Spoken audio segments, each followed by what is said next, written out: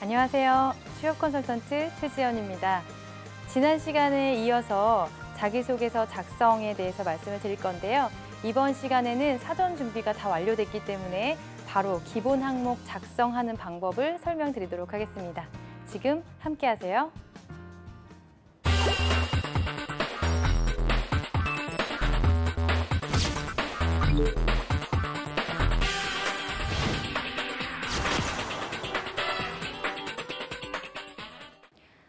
자기소개서 작성을 할 때 어떻게 해야 되는지 잘 모르겠다 하신 분들은 오늘 항목별로 설명을 듣고 바로 작성을 해보시면 조금 더 수월하게 작성을 하실 수 있을 거라고 생각이 들고요.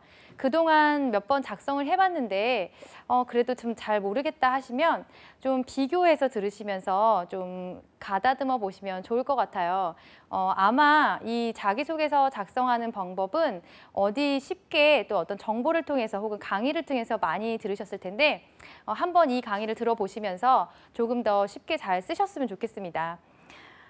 사전 준비가 다 되셨으니까 바로 항목으로 넘어갈 건데요. 1번 성장 과정 항목이죠. 성장 과정에 대한 오해 먼저 풀어드려야 될 것 같아요. 이 성장 과정은요. 내가 어떻게 일대기를 살아왔는지 나에 대해서 뭔가 물어보는 게 아니거든요. 그래서 그 용어에 대한 어떤 오해부터 풀고 시작을 하시면 좋겠습니다. 성장 과정을 작성을 할 때 첫 번째 단계 바로 글을 쓰는 게 아니고요. 항상 준비 작업이 필요한데 이걸 먼저 생각해 보시면 좋을 것 같아요. 첫 번째, 내가 가지고 있는 가치관, 신념, 그 다음에 생활신조, 좌우명은 무엇인가?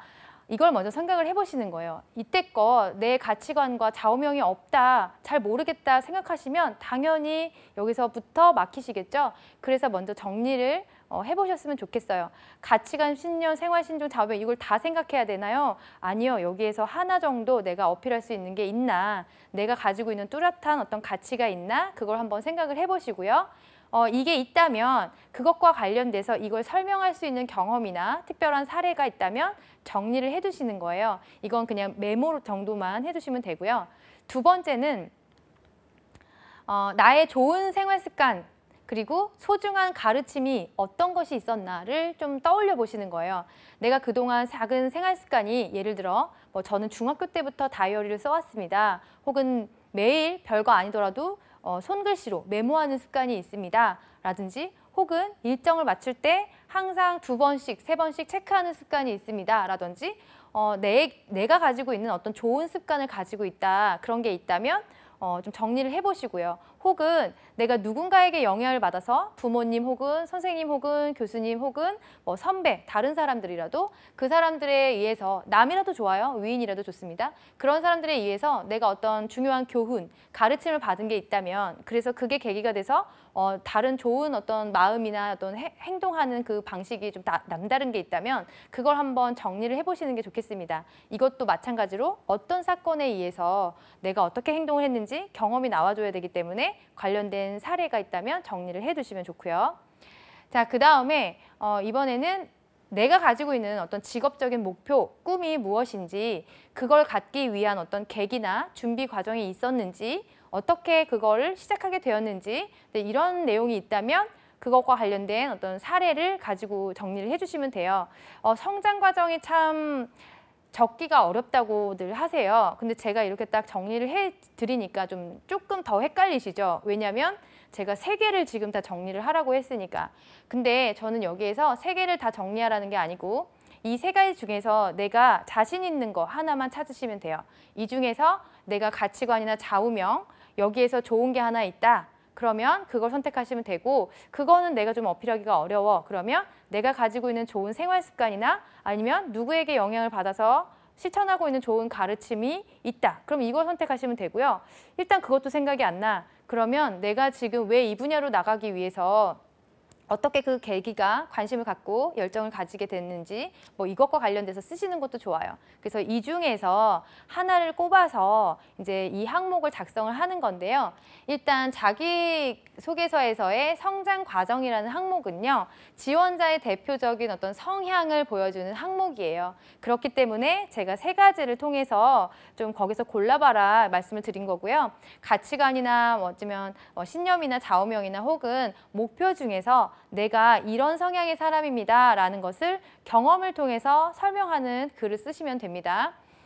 그래서 내가 전공, 이쪽 분야로 전공을 선택하게 된 계기, 예를 들면 뭐 10살 때부터 저는 자동차에 관심이 많아서 자동차의 외형만 보고 뭐 국내외 자동차 모델을 다 맞추는 그런 관심을 가지고 있었는데 그런 열정을 가지고 내가 자동차학과에 진학을 하게 됐습니다. 이런 것들도 성장 과정의 한 부분이죠.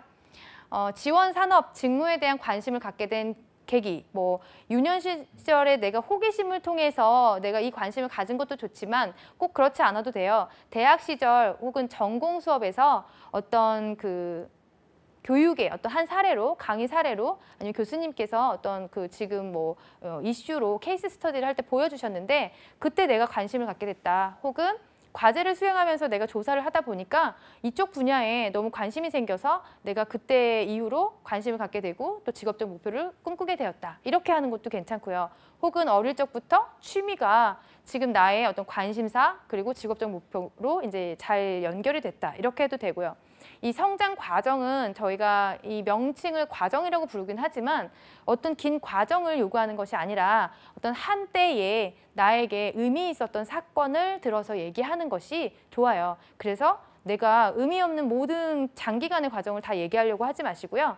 얘기할 수 있는 나의 대표적인 성향, 목표, 가치관을 보여줄 수 있는 관련된 사건만 하나 꼽아주시면 된다는 거예요.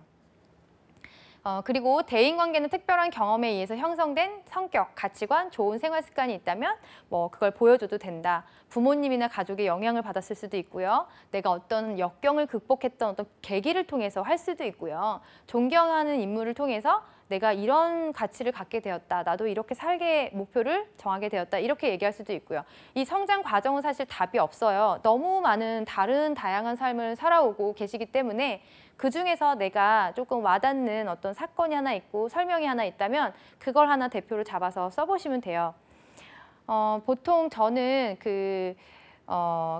쓰기 전에 주의사항을 조금 알려드리는데 왜냐면 막막해 하실까 봐 일단은 막 쓰라고 하면은 나중에 잘못 썼다는 것 때문에 자꾸 안 쓰려고 해요. 그래서 미리 몇 가지 알려드리면 과정 주의사항 처음에 성장 과정에서 나의 출생이나 고향이나 가족관계나 구성원이나 가족 형편이나 나의 배경을 언급하지 않는 것이 좋다.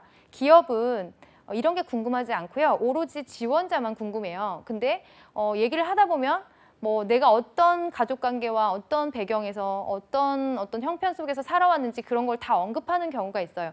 불필요한 그런 정보이고요. 만약에 블라인드 서류라면 그런 NCS 서류라면 이거는 탈락이죠. 왜냐면 부모님이 어떤 일을 하시고 어떤 환경에서 내가 자랐고 이런 것도 자꾸 어필하기 때문에 그거는 주의사항이 됩니다. 그래서 뭐 내가 일남 일녀중 둘째로 태어나 뭐 내 몇째인지 궁금하지 않아요. 그런 구성원이 중요하지 않아요. 그 다음에 엄격하신 아버지와 인자하신 어머니 항상 모든 부모님들이 다 이렇게 표현을 하시죠. 궁금하지 않아요. 자, 넉넉한 형편은 아니었지만 사랑 속에서 내가 잘 살았다. 형편이 궁금하지 않아요. 그러니까 이 목표가 있는 글쓰기 자기소개서는 이 지원자가 얼마나 좋은 역량을 가지고 있고 우리 회사에 어떻게 기여할 것인지가 중요한 거예요. 그것과 관련된 어떤 소스만 잘 고르시면 된다는 거죠. 또 하나는 불확실한 표현을 사용하지 않는 것이 좋다.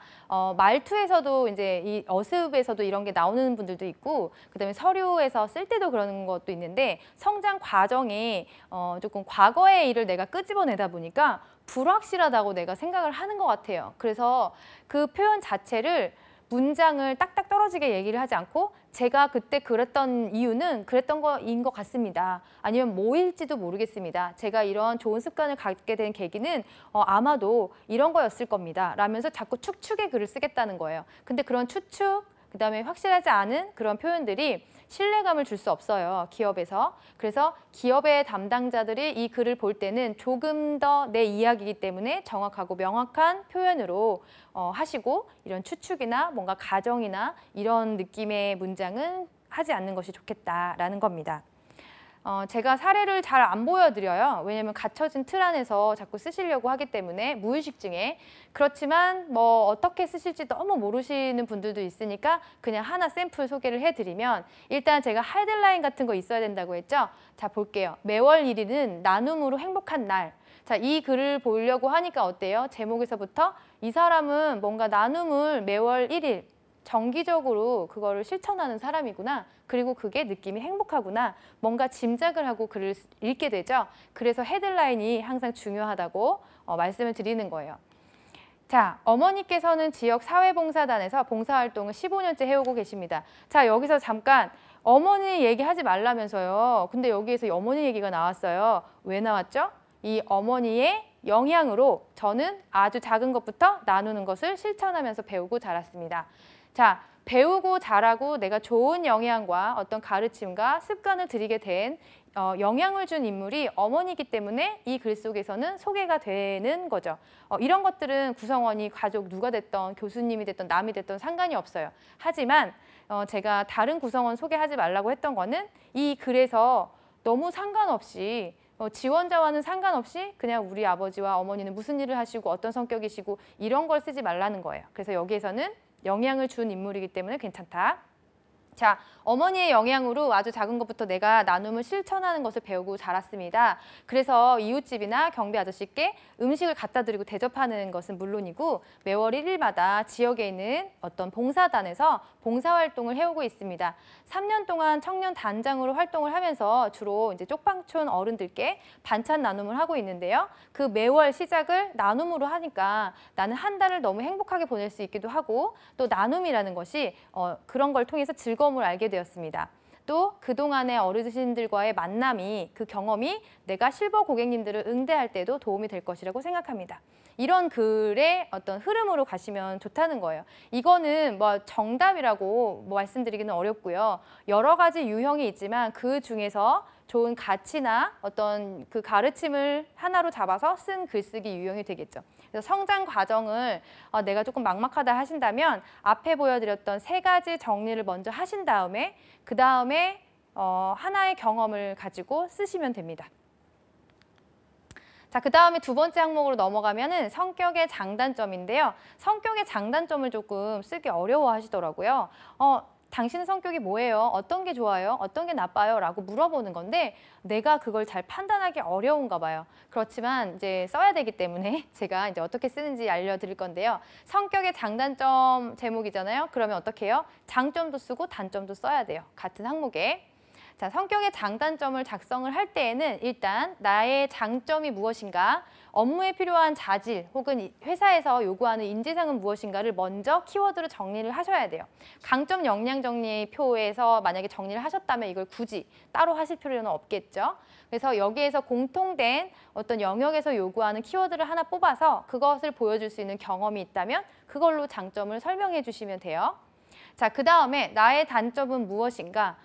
장점도 써야 되고 단점도 써야 된다고 했잖아요. 근데 이 단점이 사실 공개적으로 얘기하기가 조금 불편하잖아요. 근데 그 단점의 정도와 어떤 선택은 우리 지원자들이 몫이에요. 이 지원자들이 잘 현명히 선택해야 돼요. 그런데 여기에서 이것과 관련된 어떤 사건이 있지만 여기에서 우리가 볼 거기 때문에 정리를 하지만 이 사건과 사례를 항목에는 쓰지 않을 거예요. 단점을 너무 낱낱이 내 단점을 공개하지는 않을 겁니다. 하지만 그냥 정리는 사전에 필요하다. 그 다음에 단점을 썼는데 단점만 쓰고 끝나면 안 되고요. 그럼 나는 그냥 단점이 있는 사람이다 하고 그냥 끝나게 돼요. 단점은 개선이 가능한가? 내가 선택한 이 단점이 개선이 가능한가? 그리고 어떤 노력으로 내가 그걸 개선해 왔는가를 써야 돼요. 그래서 이 단점이 너무 선천적으로 고치기 어려운 단점이다. 고칠 수 없는 거다라고 하는 거는 쓰지 말아야 되겠죠. 그리고 선천적인 단점이 있을까 모르겠어요. 근데 제가 예전에 수업하면서 정말 기억에 남아서 잊지 못하는 단점이 하나 있었는데 저의 단점은 선천적으로 내성적인 것입니다. 이렇게 얘기했어요. 선천적으로 선천적이라는 용어를 쓰자마자 이건 너무 고치기 어려울 것 같다는 느낌이 들어요. 사실 내성적인 게 나쁜 건 아니에요. 어떤 직무에서는 내성적이고 차분하게 너무 요구되고 어떤 직무에서는 활발하고 외향적인 성격이 요구되는 건데 일단 우리의 잘못된 선입견은 내성적인 게 다 나쁘다. 그렇게 보는 거고 그리고 그걸 선천적이기 때문에 고치기 어렵다 이렇게 해버리면 우리가 단점 개선을 할 때 이 부분을 잘 못하겠죠. 그래서 그 용어 선택이라든지 정도 이런 것들을 잘 선택을 하셔야 된다라는 거예요. 성격의 장단점의 작성 항목은요. 직무를 수행할 때 혹은 우리가 조직 생활을 할 때 적합한 성격인지 그거를 보여주는 항목이에요. 그래서 내가 이 단점을 쓸 때 조직 생활에 혹은 남에게 피해를 주지 않아야 되는 그런 단점이 필요합니다. 일단 성격의 장단점 항목에서 2개 써야 되는데 첫인상이 중요하죠. 그래서 좋은 거 먼저 씁니다. 장점 먼저 쓰고요. 그 다음에 단점을 쓸 건데 반반 똑같이 공평하게 쓰느냐? 그렇지 않아요. 내가 장점은 사례를 들어서 탄탄하게 해서 7 정도 쓰고요. 단점은 한 3 정도만 잡으세요. 내가 이렇게 단점이 있는데요. 하지만 내가 그거를 인정하고 알고요. 이런 방법으로 개선하고 노력해 오고 있습니다. 정도면 돼요. 너무 제가 이 단점을 고치게 된 계기가 언제 무슨 수업을 하면서 제가 그 친구들을 건드렸고 뭐 화가 나서 갈등이 생겼고 이런 과정에서 제가 말을 조심하게 되었습니다. 이런 걸 낱낱이 공개할 필요가 없다는 거예요. 그리고요. 그다음에 장점은 1가지에서 2가지 정도만 경험을 들어서 증명을 하고요. 1가지 정도만 들어도 되는데 만약에 1가지가 이 분량이 너무 많다 그러면 2가지 정도 꼽는 것도 괜찮고 혹은 이 1가지가 근면과 성실처럼 이렇게 한 세트다 이렇게 하면 2가지 키워드를 같이 써도 돼요. 자, 단점은 1가지만 쓰고 사례까지 쓰지 말라고 말씀을 드렸고요. 그다음에 이 단점을 잘못 생각하면 자기 합리화를 하고 마무리하는 경우가 있어요. 자기 합리화가 무슨 경우냐면 예를 들면 저는 완벽한 성향인데 그래서 계속 너무 스트레스를 받는다 일을 하면서 이게 나에게 단점이다. 하지만 완성을 위해서는 이 과정이 필요하다고 저는 생각하고 있다. 이렇게 해버리면 고치지도 않고 그냥 자기 합리화로 끝나버려요. 그러면 그게 단점도 아닌 거죠. 그래서 여기에서는 단점은 내가 쿨하게 인정할 수 있는 단점이어야 되고 그 단점은 노력을 통해서 개선해 오고 있어야 돼요. 성격의 장단점에서 유의해야 될 사항을 말씀드리면 장점이자 단점인 이중적인 표현을 좋아하지 않습니다. 아까 전에 제가 말씀드린 뭐 단점을 장점으로 승화시킨다, 합리화한다, 그리고 완벽한 성격입니다. 제가 완벽주의 성격이라서 꼼꼼하게 일을 잘 처리합니다. 하지만 제가 다른 사람들과 함께 일을 할 때는 그 사람들이 피곤해합니다. 이러면 어때요? 남에게 피곤하게 피해도 주지만 장점이자 단점이죠. 그러면 이 사람이 정말 그 가진 장점이 돋보이지가 않아요. 이런 이중적인 중복적인 표현은 빼주시고 장점은 장점대로 그리고 단점은 단점대로.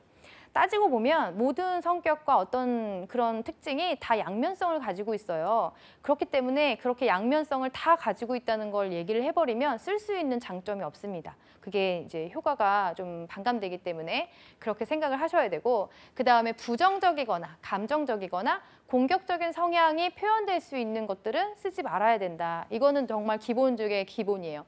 이런 경우에서 짜증이 난다 혹은 뭐 내가 좀 왜곡일 수 있는 면이 있다 혹은 다혈질이다, 뭐 끝까지 갚아주는 성격이다 이런 것도 굉장히 무섭죠. 이거는 인성검사에서도 걸리는 항목들이지만 내가 굳이 그렇다 할지라도 나는 내가 최고야, 나 남 얘기 안 들어 하는 성격이더라도 다른 단점으로 선택하는 게 좋겠다는 거예요.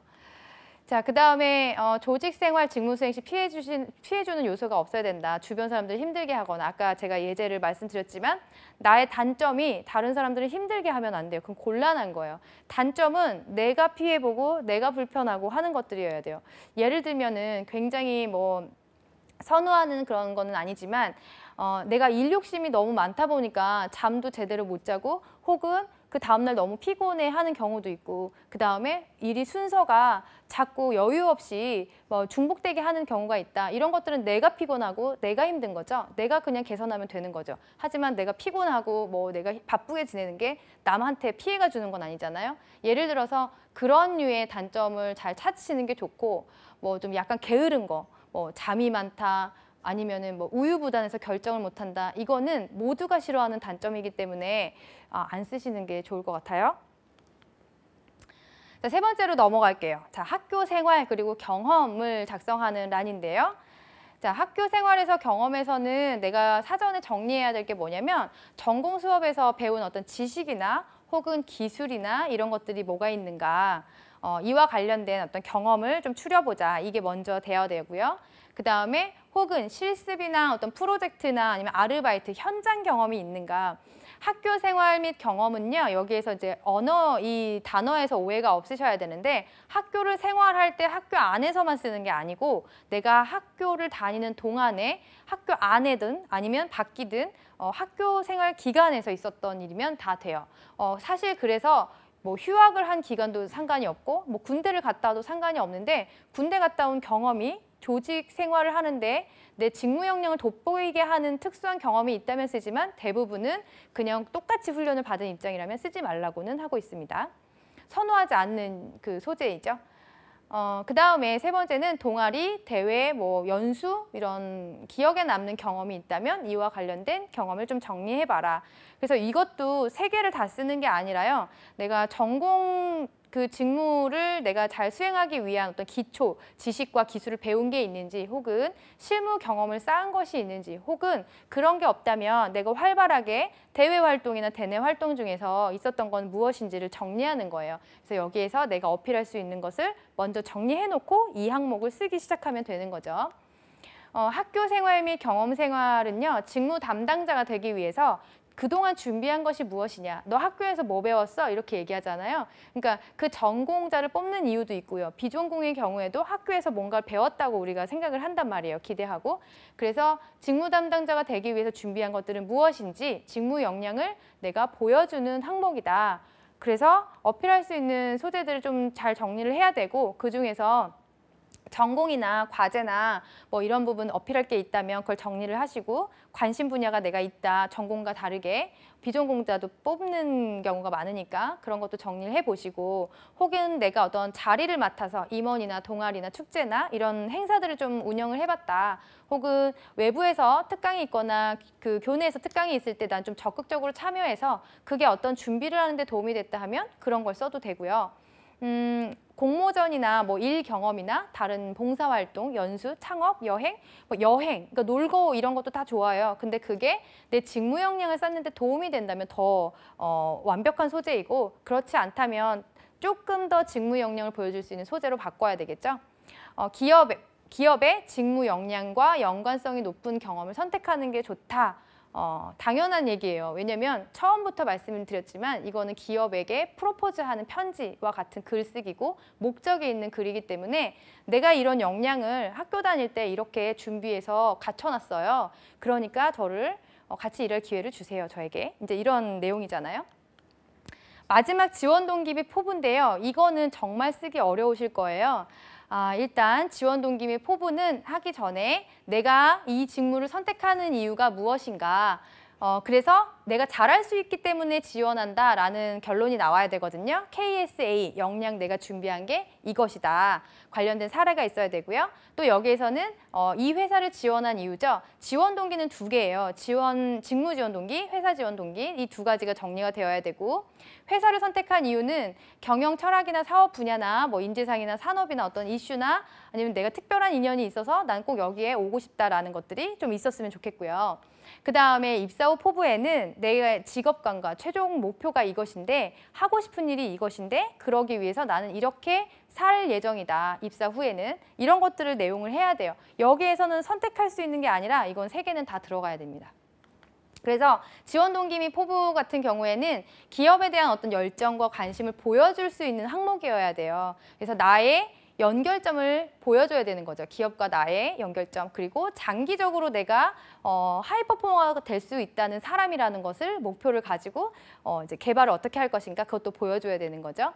그래서 지원 동기 부분에서는요. 회사를 선택한 이유와 계기가 어떤 개인적으로 있으면 좋겠지만 없다면 잘 분석을 해야 돼요. 그 기업에서 관심 가는 어떤 사업 분야나 비전이나 철학이나 문화나 어떤 이슈 같은 것들이 내 전공과 연결을 짓는다든지 아니면 나의 성향과 연결을 짓는다든지 그런 노력이 조금 있어야 되고요. 그래서 무엇을 내가 기여를 할 수 있는지 그리고 그동안 무엇을 준비를 했는지 KSA를 정리해서 보여줘야 돼요. 그래서 내가 잘할 수 있기 때문에 지원했다. 이 패턴으로 가야 되니까. 그 다음에 조직에 이제 뭘 기여할 것이냐 거기까지 정리가 됐고 입사 후 포부 같은 경우에는 내가 여기에서 오래 일할 수 있는 사람이라는 거를 보여줘야 돼요. 그리고 내가 10년 후에 전문가로서 역량을 보여줄 수 있는 사람이라는 거를 보여줘야 돼요. 그렇기 때문에 최종 목표가 나오고요. 이것을 장단기 계획으로 보여주는 것도 괜찮고요. 혹은 지식, 기술, 태도 어떤 식으로 개발을 할지를 보여주시는 것도 괜찮아요. 주의사항은요. 지원자에게만 유리한 목표로 쓰지 말자. 나는 이 기회를 잡고 싶어서 지원하게 되었습니다. 영광이기 때문에 지원했습니다. 성장하고 싶어서 지원하게 되었습니다. 자, 기업은 이 지원자에게 연봉이라는 큰 돈을 주면서 그 사람에게만 유리한 계약을 하고 싶지 않아요. 내가 우리 연봉을 제한을 할 텐데 그동안 너는 그러면 그 대가로 무슨 노동력과 어떤 성과를 제공할 거니? 어떤 기여를 해줄 거니? 라는 거를 보여줄 수 있어야 되거든요. 그래서 나에게만 기회가 된다는 것은 어필하지 않는 게 좋고요. 수동적인 표현, 시켜만 주시면 열심히 하겠습니다가 아니라 하고 싶은 일을 정하고 어떤 목표이기 때문에 이런 일을 하고 싶습니다. 직무에 대한 관심을 보여줘야 되고요. 그 다음에 과장된 표현, 절대로 할 수 없는 일은 언급하지 마세요. 세계 1위의 회사로 제가 만들어 놓겠습니다. 무에서 유를 창조하겠습니다. 신이 아니죠. 그래서 내가 맡은 직무에서 할 수 있는 부분만 어필을 하는 것이 좀 진실되게 할 수 있다고 생각이 들어요. 지원 동기는 워낙 쓰기 어려워하셔서 제가 보통 사례를 잘 안 보여드리는데 요거는 한번 참고해서 보시면 좋을 것 같은데요. 제목이 나왔죠? 친환경 자동차 설계 전문가의 꿈. 이 사람은 설계 전문가가 되기 위해서 지원한 거죠. 자, 3학년 여름방학 때 동남아 여행을 계기로 매연 없는 친환경 자동차 개발에 관심을 갖게 되었습니다. 그 분야에 대한 관심을 한번 이끌어줬죠. 국내외 친환경 어떤 그런 산업에 대해서 알아보니까 땡땡 기업이 주력하고 있는 사업이 친환경 자동차라는 것을 알게 되었다. 그리고 투자도 늘리고 있다는 것을 알게 되었다. 내 관심 분야가 이 기업의 사업 분야와 연결이 되죠. 그래서 나는 전기전자 분야를 전공한 사람으로서 나의 어떤 설계 경험과 어떤 그런 지식과 나의 산업에 대한 관심이 이 설계 직무를 수행하는데 잘할 수 있을 것 같아서 지원하게 되었다. 네, 요것도 하나의 그 유형으로 제가 소개를 해드린 거고요. 이렇게만 해야 된다라는 건 아니에요. 그냥 참고 삼아 보셨으면 좋겠습니다.